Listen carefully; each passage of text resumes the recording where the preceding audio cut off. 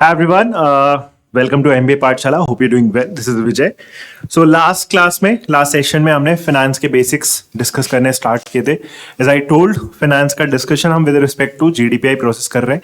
ऐसे simple terms, terminologies का या basic concepts का discussion, which is actually very important with respect to your personal interviews, right? Interviews के लिए important होने वाला है ये सारे sessions, right? So आज का session भी finance पे based है, right? This is the second part of the finance series. So let's begin with our discussion. सबसे पहले you can again check out this Arjuna batch 15 से start हो रहा है, right? For CAT 24. If you're interested, just look for information in the description. सब कुछ मिल जाएगा. And this is a GDPI batch. अगर आपको enroll करना है, you can just go in the comments. You'll find all the relevant details. Right तो चलो आज का डिस्कशन स्टार्ट करते हैं. तो आज भी अगेन कुछ स्पेसिफिक टॉपिक डिस्कस करेंगे, राइट? बहुत ज्यादा लेंदी नहीं करने की कोशिश करेंगे, राइट? कुछ स्पेसिफिक टॉपिक्स को जल्दी जल्दी ब्रश अप करते हैं, राइट? इनके जो पीडीएफ्स वगैरह है I uploaded on the app. तो ऐप पे इसके साथ मैं आपके पीडीएफ भी इसको अपलोड कर दे रहा हूँ, राइट? तो वहां पे आपको मिल जाएगा. तो आज का हमारा डिस्कशन क्या है? बेसिकली हम फाइनेंशियल मार्केट्स डिस्कस करने वाले हैं, types of financial markets, specifically money market and capital markets, और उनके इंस्ट्रूमेंट्स डिस्कस करेंगे. And then will briefly discuss what are primary and secondary markets as well. ठीक है, तो ये हमारा आज का शेड्यूल होने वाला है इस पर्टिकुलर वीडियो का. Let's start with financial markets. Basically financial markets अगर मैं आपसे सिंपल वर्ड्स में एक्सप्लेन करने को बोलूं तो आप कैसे बोलोगे? तो फाइनेंशियल मार्केट्स बेसिकली एक ऐसा मार्केट है जहां पे फॉर एग्जांपल किसी के पास ज्यादा पैसा है, राइट? एक्सेस है, like amount of money, and then there is a person who is looking who is in need of money.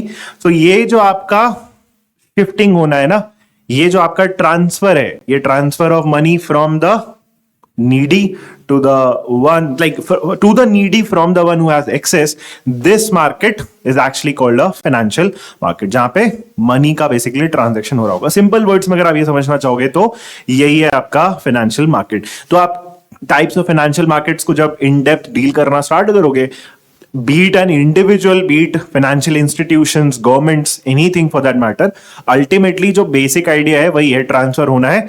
किसी को पैसा चाहिए, किसी के पास एक्स्ट्रा पैसा है, तो ये जो आपका ट्रांसफर है, this is facilitated through financial markets. उसके कुछ टाइप्स होते हैं. तो सबसे पहला जो अगर हम फाइनेंशियल मार्केट्स को क्लासिफाई करना स्टार्ट करेंगे ना, तो फाइनेंशियल मार्केट्स को हम हम कैसे क्लासिफाई करते हैं? दो टाइप्स में. First is money market, second is capital markets. तो ये सब टर्मिनोलॉजी वगैरह बहुत ज्यादा इंपॉर्टेंट है, ठीक है? एक बार आप वीडियो भी देखो, इसके ज्यादा ना पीडीएफ को रिवाइज करने की कोशिश करना, ठीक है? ये इंपॉर्टेंट टर्म्स है. बहुत ज्यादा इन डेप्थ में नहीं जाना है आपको, राइट? बहुत ज्यादा आपका इंटरव्यू एकदम इन डेप्थ में जाके नहीं होने वाला है. लाइक इसके अलावा भी readings are obviously recommended, but yes, you should definitely know these terms as well, right? तो first is money market, the other is capital market. तो सबसे पहला डिफरेंस क्या है वो पॉइंटर्स भी मैंने डाल रखे हैं. जैसे फर्स्ट पॉइंट पढ़ोगे, मनी मार्केट क्या होता है? Short term financial instruments. अब ये शॉर्ट टर्म का मीनिंग आपको एक्चुअली में क्लियर होना चाहिए. तो पहले मैं आपको बोल देता हूं, मनी मार्केट और कैपिटल मार्केट में जो सबसे बड़ा डिफरेंस है, ये डिफरेंस है on the basis of time. ये टाइम का डिफरेंस है. यहां पे जो आपके मनी मार्केट के इंस्ट्रूमेंट्स होते हैं, ये इंस्ट्रूमेंट्स का जो टाइम पीरियड होता है, मैच्योरिटी पीरियड होता है, राइट? ये हमेशा क्या होगा? Less than 1 year. So this has to be less than 1 year. तो 1 ईयर से लेस जो भी आपके फाइनेंशियल इंस्ट्रूमेंट्स होते हैं जिनकी मैच्योरिटी पीरियड 1 ईयर से लेस होगी, उनको आप मनी मार्केट के इंस्ट्रूमेंट्स में क्लासिफाई करोगे. And the other capital markets, तो डेफिनेटली ये शॉर्ट टर्म है, तो ये आपका क्या है? Medium to long term financial instruments. This comes under the category of capital markets. तो इसका क्या होगा? Greater than 1 year, right? पहली जो कोर चीज है, डिफरेंस क्या है दोनों में, मनी मार्केट और कैपिटल मार्केट में? That is on the basis of time. Then it is the source of what? Money market is the source of working capital finance for firms. ये working capital finance क्या होता है? बड़े बड़े firms, financial institutions, bank, corporations या government for that matter, working capital उनके लिए क्या होता है? जो उनके डे टू डे ऑपरेशंस के लिए कैश रिक्वायर्ड होता है ना, जो अमाउंट ऑफ मनी रिक्वायर्ड होता है, that is working capital finance. जो डे टू डे ऑपरेशंस में, अब उनको अगर प्लांट खरीदना है या हेवी मशीनरी खरीद रही है, that is not going to come under working capital. Working capital में क्या टाइप्स आ सकते हैं? फॉर एग्जांपल पे रोल्स के लिए सैलरी देनी है, राइट? छोटे मोटे लेंडर्स को पैसा देना है, that comes under working capital. ठीक, तो वर्किंग कैपिटल फाइनेंसिंग के लिए बेसिकली मनी मार्केट यूज हो रहा होता है। रेगुलेटर आपको पता होना चाहिए, मनी मार्केट का जो रेगुलेटर है वो कौन है, आपका RBI, reserve bank of India, वो रेगुलेट करता है मनी मार्केट। इसके जो इंस्ट्रूमेंट है इसको भी हम थोड़ी देर में डेप्थ में देखेंगे। तो मेजर चार हमने लिख दिया यहाँ पे, T bills, commercial papers and call money, right. Call money market होता है, right. These are the instruments of money market. Then when we come to capital market obviously time period greater than 1 year. Then the source of financing for capital assets. Basically यहाँ पे long term asset building के लिए आपका क्या use होता है, capital market होता है। लॉन्ग टर्म मतलब लाइक फ्यूचर के लिए, basically long term assets building करना है आपको, प्लांट, हेवी मशीनरी, लाइक ऐसे अगर आपको कैपिटल एसेट्स बिल्ड करने हैं, उसके लिए बेसिकली आप कैपिटल मार्केट में इंस्ट्रूमेंट्स देख रहे होते हो, ठीक है। देन इसका रेगुलेटर कौन है, SEBI, securities and exchange board of India.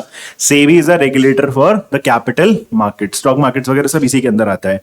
Then the instruments of capital markets are stocks, bonds and debentures. तो इसका नाम एक पूरे सेपरेट वीडियो में काफी डिस्कशन करेंगे, what are stocks, what are bonds and what are debentures. ये थोड़ा इंपॉर्टेंट है, इसको पूरा एक थर्ड वीडियो में, सेपरेट वीडियो में इसको मैं लेके आऊंगा। अभी फिलहाल के लिए हमारा इंपॉर्टेंट है कैपिटल मार्केट के ये हमारे मेन इंस्ट्रूमेंट्स होते हैं, स्टॉक्स, बॉन्ड्स एंड डिबेंचर्स, ठीक है। Now will start with money market के इंस्ट्रूमेंट्स, इनको थोड़ा सा डेप्थ में देखना स्टार्ट करते हैं। तो सबसे पहला नाम आपको मनी मार्केट में क्या दिखता है, टी बिल्स। ये टी यहां पे क्या है, फुल फॉर्म आपको पता होना चाहिए। सो दिस इज ट्रेजरी बिल्स। ये टी बिल्स इशू कौन करता है, ये बेसिकली कौन यूज करता है, ये हमारे गवर्नमेंट यूज करती है। Government of India basically T bills issue करती है, राइट। तो issued by government of India. अब ये क्या है, ये जो टाइप है ये बेसिकली टी बिल्स के टाइप है, right. This is 14 day, 91 day, 182 day and 364 day. ये मैच्योरिटी पीरियड है of different types of T bills. इसमें अगेन इंपॉर्टेंट क्या है, ये जो आपका 14 डे वाला जो टी बिल है ना, दिस हैज बीन डिसकंटिन्यूड। अब ये आपका ऑपरेशंस में नहीं है, पहले हुआ करता था 2001 में, it was discontinued, right. If I am not wrong with the year, 2001 में 14 डे टेबल वाज डिसकंटिन्यूड। तो करेंटली ये 3 मैच्योरिटी पीरियड्स के साथ आपका टी बिल्स या फिर ट्रेजरी बिल्स आता है। ऑल्सो ट्रेजरी बिल्स के टर्म्स में ना एक पार्ट इंपॉर्टेंट है, पहले तो दो पार्ट इंपॉर्टेंट है। पहले तो गवर्नमेंट बेसिकली इशू करती है, क्यों, उनके वर्किंग कैपिटल के लिए। उनके वर्किंग कैपिटल मतलब उनके शॉर्ट टर्म फाइनेंशियल नीड्स के लिए गवर्नमेंट क्या करती है, टी बिल्स इशू करती है। शॉर्ट टर्म फाइनेंशियल नीड कभी कभी फिस्कल डेफिसिट को भी लेके होता है। जब हम इकोनॉमिक्स वगैरह थोड़ा पढ़ेंगे ना, फिस्कल डेफिसिट डिस्कस करेंगे, राइट। तो फिस्कल डेफिसिट मेंटेन करने के लिए कभी कभी टी बिल इशू करे जाते हैं, राइट। गवर्नमेंट इशू करती है बैलेंस करने के लिए। Then the next part is T bills जो होते हैं ना, जैसे इसमें like why would you go ahead and buy T bills, government को पैसा क्यों दोगे, obviously in return for some amount of money. एक तरीके से फाइनेंशियल इंस्ट्रूमेंट है, तो टी बिल्स आप बाई कर सकते हो, तो इसमें आपका कुछ ना कुछ रिटर्न बिल्ड होता है। नाउ ये थोड़ा एफडी से अलग होता है, ये सेफ इंस्ट्रूमेंट्स होते हैं, ये याद रखना, because it is backed by a promise from the government of India, right. FD से कैसे डिफर करता है, फॉर एग्जाम्पल एफडी में तुमने 100 रुपए लगाए तो उसमें कुछ रिटर्न मिलेगा, मे बी 7% है, तो 107 rupees after certain TDS deduction and all, ऊपर ओवर एंड अबव रहेगा ना, 100 के ऊपर आपको कुछ इंटरेस्ट मिलने वाला है। When it comes to T bills, T bills की एक क्या होगी, फेस वैल्यू होगी। सपोज 100 रुपीज का आपका एक टी बिल है फॉर एग्जाम्पल, तो ये हमेशा क्या होगा ना, ये हमेशा डिस्काउंट पे आपको बाई करने को मिलेगा। तो फॉर एग्जाम्पल 100 रुपीज की चीज है, हमने बोला it is available at a discount to the face value. For example it is available at 95 rupees, तो 95 रुपीज आप एक्चुअली में इनिशियली पे करोगे for that T bill. Now when that T bill actually matures after a specific period, अब वो defined होगा आप कौन सा ले रहे हो स्पेसिफिकली, जब वो लाइक मैच्योर होगा, तो 95 रुपीज वाला था, 95 आपने इनिशियल कॉस्ट लगाई, फाइनली जाके आप जब वो मैच्योर होगा तो आपको 100 रुपीज वापस में मिलेंगे। सो वो जो 5 रुपीज का डिफरेंस क्रिएट हुआ, that is your return in case of T bills, right. So that is how it operates. उसमें 100 के ओवर एंड अबव नहीं मिलेगा, 100 वाली चीज आपको डिस्काउंट में मिलेगी, तो अल्टीमेटली प्रॉफिट तो है ही। That is how T bills actually operate. बस सिंपल सा आइडिया रहेगा, काफी है। Then the two instruments which are actually looking very similar, क्या है, commercial paper and commercial bills. थोड़ा थोड़ा डिफरेंस है।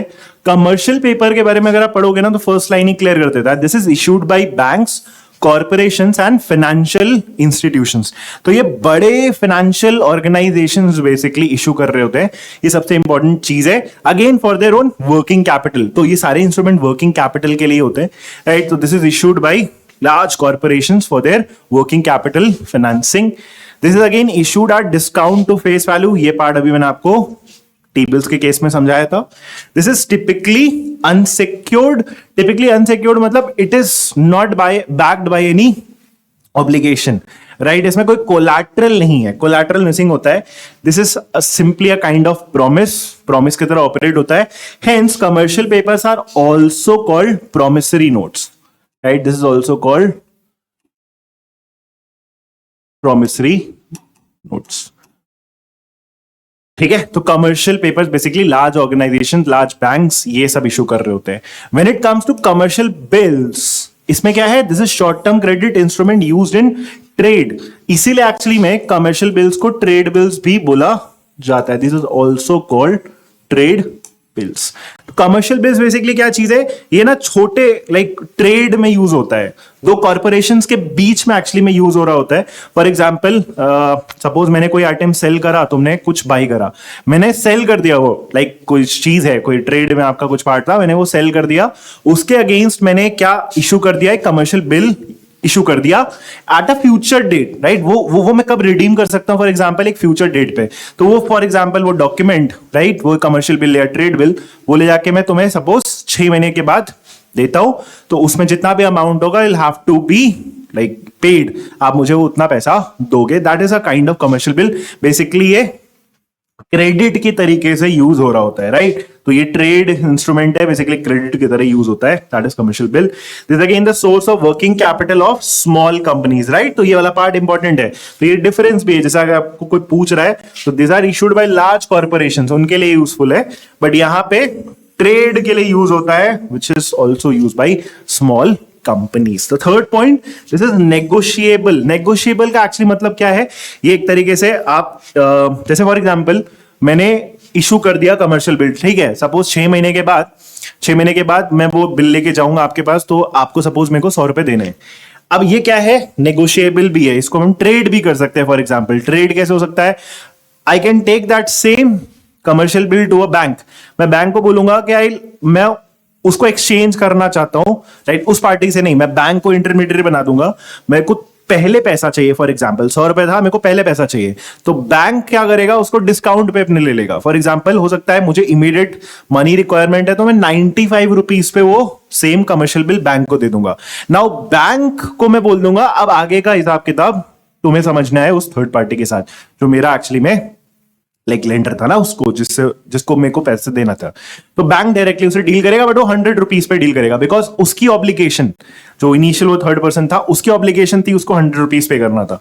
बैंक को बीच में फायदा हो गया, बैंक ने मेरे को वो सेम चीज 95 में मेरे से बाई कर ली, तो मेरे को इनिशियल जो कैपिटल रिक्वायर्ड था, मनी रिक्वायर्ड था, वो फुलफिल हो गया, तभी मैंने प्री मेच्योरिटी से बाई कर लिया उसको। बाकी बैंक उससे 100 रुपीज चार्ज कर लेगा at the fixed dates, right? That is how commercial bills operate. I hope that part is clear. Then third one is, इसको आप डेफिनेशन वाइज भी पढ़ सकते हो, बैंक्स का आपस में भी क्या होता है, ट्रांजैक्शन होता है, फाइनेंशियल ट्रांजैक्शन होता है, that is called interbank call money market. इसको हम कॉल मनी मार्केट बोलते हैं। सबसे इंपॉर्टेंट कैटेगरी है, huge volumes basically in the money market. Call money market deals in day to day lending and borrowing transaction of banks against themselves, right. तो तुमने हर्षद मेहता वाला series देखा होगा, राइट, स्कैम 92, उसमें बेसिकली मनी मार्केट का discussion होता है। I hope you remember that. तो उसमें बैंक्स आपस में क्या करते थे, बोरिंग एंड लेंडिंग करते थे ना, that comes under call money market, huge volumes for that matter. So deals in day-to-day lending and borrowing transaction of banks against themselves, very short-term loan. अब यहाँ पे short-term का literal meaning बहुत short है, usually for 1 or 2 days और a maximum can be for 14 days. तो very short-term in nature, banks का आपस में. Now interest charge on such loans is called the call money rate, CMR. Right, तो ये basically जो interest charge होगा ना for those loans, this called CMR, which is market determined, right. कुछ time बाद आपको सीएमआर हम और डिस्कस कर रहे होंगे, ठीक है। उसमें हम रेपो वगैरह काफी कुछ डिस्कशन करेंगे, repo rate, reverse repo rate and SLR CRR, वो सब भी हम पार्ट डिस्कस करेंगे। फिलहाल के लिए interest charge on such loans, ये जो आपस में इनकी लेंडिंग एंड बोरिंग हो रही है, उसको हम सीएमआर बोलते हैं, कॉल मनी रेट, ठीक है। Now that is all about money markets. Then the second part of financial markets, that is capital markets. तो स्टॉक मार्केट वाला पूरा पार्ट एक्चुअली में कैपिटल मार्केट के अंदर आता है, बट और भी चीजें हैं जो तुम्हें इसमें जाननी पड़ेगी. तो कैपिटल मार्केट स्टार्टिंग में हमने पढ़ा था, ये लॉन्ग टर्म मार्केट होता है. ठीक है, लॉन्ग टर्म मार्केट, इसके भी एक्चुअली में दो पार्ट्स होते हैं. The first one is primary market and the second is secondary market. ये थोड़ा सा इंपॉर्टेंट डिफरेंस है. What is the difference between primary and secondary? Let's start reading. So first time sale of security, that is IPO. तो तुम बस इतना भी याद रख सकते हो बेसिकली ना, जो आईपीओ आते हैं काफी फेमस है, आपको सबको पता होगा, हर समय आईपीओ आते रहते हैं. फॉर एग्जांपल, ठीक है, इनिशियल पब्लिक ऑफर, जब कोई स्पेसिफिक कंपनी राइट इनिशियली उसको पैसा लाइक रेज करना होता है मार्केट से, ठीक है, पब्लिक से बेसिकली पैसा रेज करना होता है, तो वो पब्लिक कंपनी की तरह लिस्ट होती है. एंड देन वो लिस्टिंग के टाइम पे उसको हम क्या बोलते हैं? This is called IPO, initial public offer. Allotment वगैरह जब होता है, ठीक है, that is the part of primary market. IPO आपका प्राइमरी मार्केट का पार्ट है, याद रखना. Company sells to investors, company fixes price. तभी इनिशियली एक प्राइस बैंड आता है फॉर दैट मैटर, कि कंपनी ने फिक्स करा है कि 480 से 490 तक के बैंड में आपका वो शेयर मिलना चाहिए. ठीक है, वो बाकी मार्केट फोर्सेस होते हैं, जो कंपनी जब फाइनली लिस्टिंग होती है स्टॉक मार्केट में, तो डबल ट्रिपल पे लिस्ट हो जाता है. That is like different from this. Initially price तो बैंड फिक्स होता ही होता है. Then firm raises funds for long term. So primary market में इनिशियल बस आप इतना याद रख सकते हो, this is a IPO market. ठीक है, अभी और भी चीजें आएंगी इसमें, एफपीओ वगैरह भी आएगा, अभी इसके हम डिटेल्स और काफी डिस्कस कर रहे होंगे. But let's read the secondary market again. तो सेकेंडरी मार्केट क्या है आपका? Secondary market is in existing securities को ट्रेड करने के लिए जो मार्केट यूज होता है, that is called secondary market. Existing securities are bought and sold. Investors sell to investors, right. तो समझ में, स्टॉक मार्केट बेसिकली जो आप day to day Zerodha and everything देखते हो, that comes under secondary market, right. Already वो shares है, company ने वो इशू कर दिए, राइट. इनिशियल इन्वेस्टर के पास आ गए through IPOs and everything, IPOs, FPOs and everything. उसके बाद उनका जो ट्रेड हो रहा होता है, डे टू डे ट्रेडिंग हो रही होती है, लाइक बस वो एक्सचेंज हो रहा है एक पर्सन से दूसरे पर्सन. नंबर ऑफ शेयर्स तो वो फिक्स ही रहने वाले हैं. That comes under the secondary market. Prices are determined by demand and supply. ये पार्ट बहुत इंपॉर्टेंट है. स्टॉक मार्केट में प्राइसेस काम करते हैं किसी भी स्टॉक का, और demand and supply, right. If a stock is in demand, obviously उसका प्राइस क्या हो जाएगा? शूट अप हो जाता है, राइट. किसी को नहीं चाहिए, right, it is losing demand, तो obviously stock prices will form. Alright, that is how it is operated. It provides liquidity to existing securities. Liquidity का मतलब क्या होता है? सिंपली कोई existing security है, फॉर एग्जांपल कोई स्टॉक है, उसको बाई एंड सेल करने के लिए एक इंस्ट्रूमेंट मिल गया, एक प्लेटफॉर्म मिल गया, उसको लिक्विडिटी मिल गई कि वो बाई और सेल हो सकता है. उसको बेच के फॉर एग्जांपल कैश निकाला जा सकता है. That is the simplest sense of what is liquidity. Now let's go into the means of raising funds eight primary markets. तो और डेप्थ में प्राइमरी मार्केट्स में कैसे फंड्स को रेज करा जाता है. तो फर्स्ट वन वही सिंपल स्टार्ट हुआ, initial public offer. It is a process when an unlisted company raises fund by offering its shares to the public, right. जैसे एक नई कंपनी होती है फॉर एग्जांपल, राइट, या पुरानी कंपनी भी हो सकती है, बट वो स्टॉक मार्केट में लिस्टेड नहीं है, तो स्टॉक मार्केट में लिस्ट करने की वजह से वो शेयर्स कुछ पब्लिक को दे देते हैं in return for capital, right. That is how IPO works. हाँ, अब यहां डिफरेंस आपको दिखेगा. There is this term IPO. कभी कभी ना ये पूछते हैं, follow on public offer. Public offer follow on वाला कौन सा है? एफपीओ. एफपीओ क्या होता है? फॉर एग्जांपल सिंपल वर्ड्स में समझाता हूं. बहुत बार ना ऐसी कंपनीज होती हैं जिन्होंने इनिशियली एक आईपीओ तो लेके आए होते हैं, बट कुछ टाइम बाद वो फिर से नए शेयर्स मार्केट में लेके आते हैं, राइट. और कैपिटल रिक्वायर्ड होता है, तो उसके अगेंस्ट वो और शेयर्स मार्केट में लेके आना चाहते हैं, तो दैट इज कॉल्ड एफपीओ. एक एग्जिस्टिंग कंपनी एक बार अगर आईपीओ ला चुकी है, स्टॉक मार्केट में लिस्टेड है, उसके बाद उसको नए शेयर्स अगर मार्केट में लेके आना है, तो उसका कौन सा रूट होता है? Follow on public offer. For example जब आईआरएफसी आई थी, राइट, 2020-21 में जब आईआरएफसी आई थी, तो आईआरएफसी ने इनिशियली तो अपना आईपीओ लेके आया था, उसके बाद फिर से उनका एक एफपीओ आया था, दोबारा से उन्होंने नए शेयर्स एक लिस्ट करे थे मार्केट में, right. That is called FPO. When a listed company comes out with a fresh issue of shares और makes an offer for sale to the public to raise funds, it is known as FPO. Clear है? Then preferential issue. अच्छा, preferential issue जैसा ही एक private placement भी होता है, अभी इसको पढ़ेंगे। क्या लिखा हुआ है? It refers to the procedure of bulk allotment, right? So this is important, bulk allotment of fresh shares to specific group of individual venture capitalist company or any other person by any particular company for fund raising। तो preferential issue basically क्या होता है ना, जब initial company होती है stock market में, late से उन्होंने लिस्ट नहीं करा है, राइट, आईपीओ पे नहीं आया, वो क्या करते हैं, बड़े कॉर्पोरेशंस को शेयर दे देते हैं, उनको सर्टेन अमाउंट ऑफ शेयर्स दे देते हैं। इसमें होता क्या है, इसमें ना एक लॉक इन पीरियड होता है। जैसे बहुत बार आप सुनते होंगे स्टॉक मार्केट में, अगर आपको थोड़ा सा आइडिया है फाइनेंस के एरियाज में, तो बहुत बार ऐसे सुनते हैं कि एक लाइक पेटीएम के शेयर्स, फॉर एग्जांपल पेटीएम के शेयर्स बहुत सारे आईबीज वगैरह खरीदते हैं, इन्वेस्टमेंट बैंक्स वगैरह खरीदते हैं, राइट। तो इनिशियली उनका लॉक इन पीरियड था, जैसे लॉक इन पीरियड एंड हुआ तो शार्पली आपके शेयर्स के प्राइसेस कभी कभी गिरते हैं, राइट, कभी कभी नहीं भी गिरते हैं, that is a very different story, but that is preferential issue. बड़े कॉर्पोरेशंस जब किसी कंपनी में इन्वेस्ट करते हैं तो इनिशियली उनको ढेर सारा एक बल्क अलॉटमेंट मिल जाता है, राइट। वो लाइक प्राइमरी मार्केट से नहीं खरीद, सॉरी सेकेंडरी मार्केट से, नॉर्मल स्टॉक मार्केट से जैसे आप खरीदते हो वो नहीं खरीद सकते that huge amount of quantity, तो उनको उस तरीके से अलॉट करा जाता है, राइट। राइट्स इशू क्या होता है? राइट्स इशू में कभी कभी क्या होता है, फॉर एग्जांपल आपके पास किसी कंपनी का शेयर है, स्टॉक है, राइट, कभी कभी वो कंपनी बहुत फ्रीक्वेंटली नहीं होता है, once in a blue moon होता है कभी कभी राइट्स इशू। फॉर एग्जांपल वो एग्जिस्टिंग शेयर होल्डर्स को अगर वो शेयर्स अलॉट करना चाहते हैं तो they come out with a rights issue, जहां पे वो क्या एक ऑप्शन देते हैं। फॉर एग्जांपल हमने एक ऑप्शन दिया कि हम भाई 200 शेयर्स लेके आ रहे हैं, बट आपके पास नंबर ऑफ शेयर्स जो होंगे, राइट, जिस रेशो में आपके पास नंबर ऑफ शेयर्स होंगे, राइट, उसी रेशो में आपको नए शेयर्स मिलेंगे। तो दैट रेशो कुड बी 2:1 कि हर 2 शेयर पे आपको इसका 1 शेयर मिलेगा। इट कुड बी 4:1 कि हर 4 शेयर पे आपको हमारा एक नया 1 शेयर मिलेगा। It could be anything, so that is a rights issue. Compulsory नहीं होता है, एक ऑप्शन होता है, राइट। एग्जिस्टिंग शेयर होल्डर्स के पास खासकर वो ऑप्शन आता है, right. So that is important to the existing shareholding, right, existing equity shareholders. Then finally private placement. Private placement is actually done like to like family and friends or small institutions. ये word important है. It is like preferential issue in some sort when a company offers its securities to a small group of investors. इसमें family and friends आते हैं, ठीक है, private placement वो होता है. It is called private placement. Such securities may be bonds, stocks or other securities. तो different types like of securities comes under private placement, and the investors can be both individual and institutional. तो ठीक है, बहुत बड़े institution नहीं होंगे, because बहुत बड़े इंस्टीट्यूशन हो तो प्रेफरेंशियल इशू में चला जाएगा।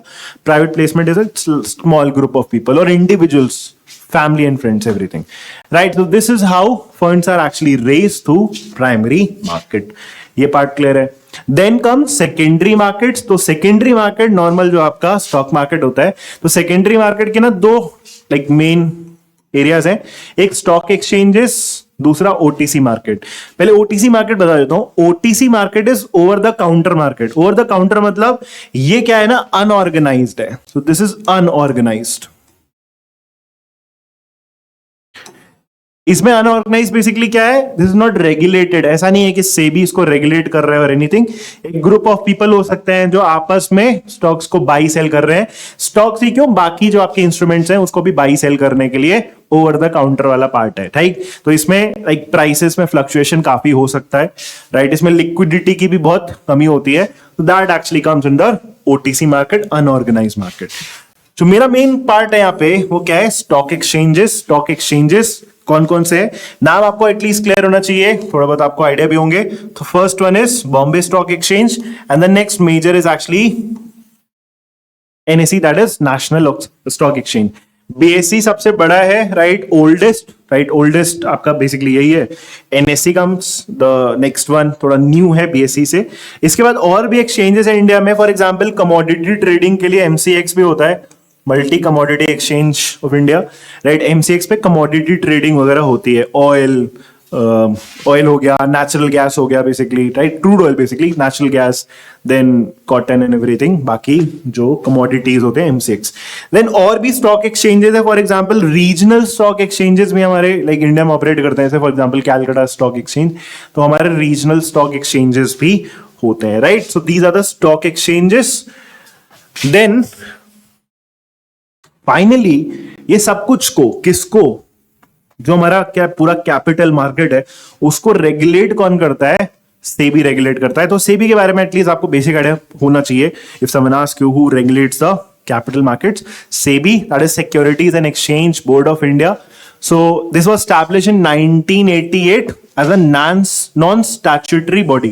Non-statutory body का मतलब क्या होता है, any body for that matter which is not established by any act for that matter. कोई act पास नहीं हुआ है legally, like कोई law के अंडर नहीं आता है, like it is not passed by any act. तो initially जब establish हुआ था 1988 में, so it was a non-statutory body, but yes, subsequently it granted statutory status on the recommendation of the Narasimhan Committee in 92 to SEBI Act 1982.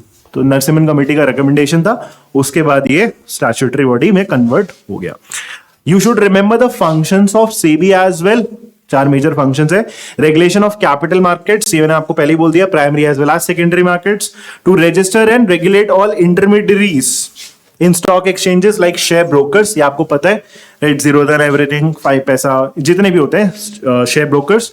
Under writers, ये word शायद सबको नहीं पता होगा। अंडर राइटर्स कौन होते हैं?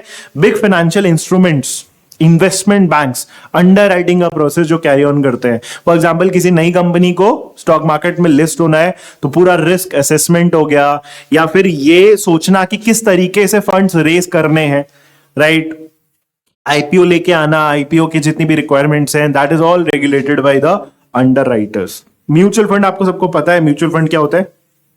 लोगों का पैसा इकट्ठा करा, फिर उसको इन्वेस्ट करा against a certain like fees and everything, right? These are mutual funds. तो इनको पूरा रेगुलेट करना, that is also something which SEBI does to check malpractice in stock exchanges. आए दिन काफी कुछ पता चलता रहता है, बैन कर रहे होते हैं, फाइन लगा रहे होते हैं, right? So that public money is safe. Then finally to protect investors' interest and to promote investors' education and awareness. तो investor education की तरफ भी ये काफी campaigns वगैरह चला रहे होते हैं, so that people know what are the malpractices, pump and dump वगैरह, वो काफी कुछ समझा रहे होते हैं, right? Don't invest in fake companies and all. That comes under all the things which SEBI. So SEBI का भी आपको थोड़ा बेसिक आइडिया होना चाहिए। तो for today's video that will be all. थोड़ा बहुत हमने आज टर्म्स वगैरह सीखे, क्या होते हैं कैपिटल मार्केट्स, क्या होते हैं प्राइमरी सेकेंडरी मार्केट्स, उसके इंस्ट्रूमेंट्स क्या होते हैं, ये सारी चीजें।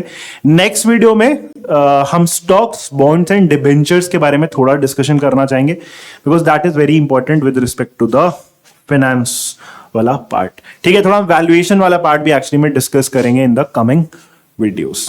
ठीक है, so I will upload this PDF on your app, आपको सेक्शन मिल जाएगा नेक्स्ट टू द वीडियो। ठीक है, so that will be all for this video. Thank you.